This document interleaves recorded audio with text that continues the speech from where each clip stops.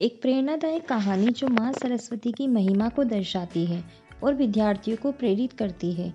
एक छोटे से गांव में एक लड़का रहता था जिसका नाम रोहन था। रोहन बहुत गरीब था और उसके पास पढ़ाई के लिए पैसे नहीं थे, लेकिन रोहन की इच्छा थी कि वह पढ़ाई करे, अपने जीवन को सुधारे। रोहन ने माँ सरस्वती की पूजा करने का फैसला किया।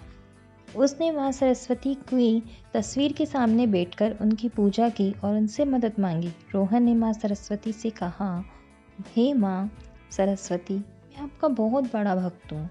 मैं पढ़ाई करना चाहता हूँ और अपने जीवन को सुधारना चाहता हूँ। कृपया मुझे ज्ञान और बुद्धिमत्ता प्रदान करें ताकि मैं अपने लक्ष्य को प्राप्त कर सकूँ। माँ सरस्वती ने रोहन की प्रार्थना सुनी और उन्हें एक सपना दिखाया।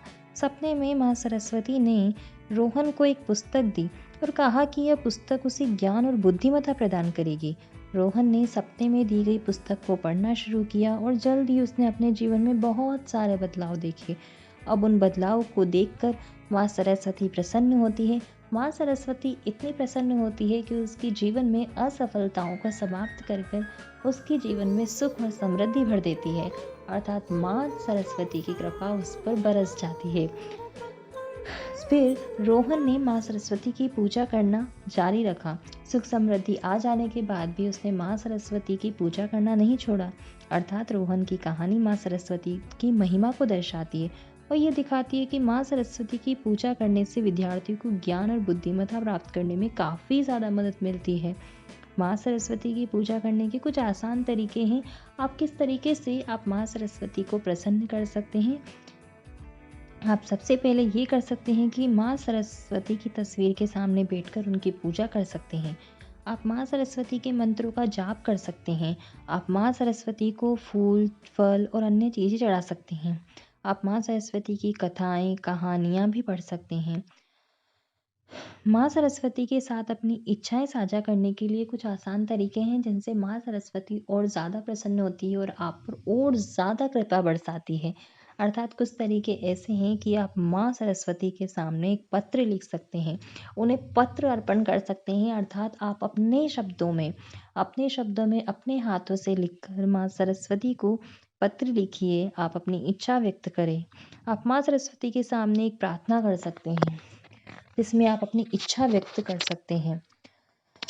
हिंदू धर्म में माँ सरस्वती को ज्ञान, कला और संगीत की देवी माना गया है।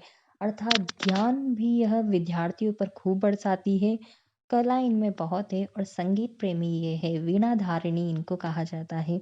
अर्थात विद्यार्थियों के लिए तो ये प्रेरणा है। उनकी पूजा से विद्यार्थियों को ज्ञान मिलता है, बुद्धिमत्ता प्राप्त करने में मदद मिलती है। क्या आपको पता है माँ सरस्वती का जन्म कहाँ हुआ था?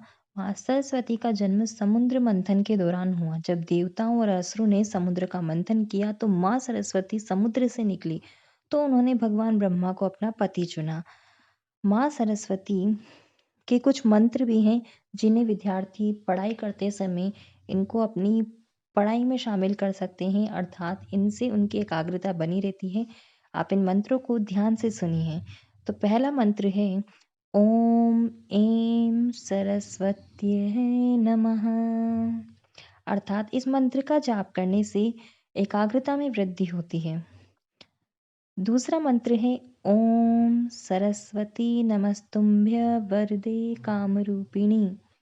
अर्थात इस मंत्र का जाप करने से विद्यार्थियों में तन, मन, शक्ति और धन की वृद्धि होती है। ओम वागीश्वरी सरस्वती नमस्तुभ्य, इसका जाप करने से भी विद्यार्थियों को खुशी मिलती है, अब सफलता मिलती है।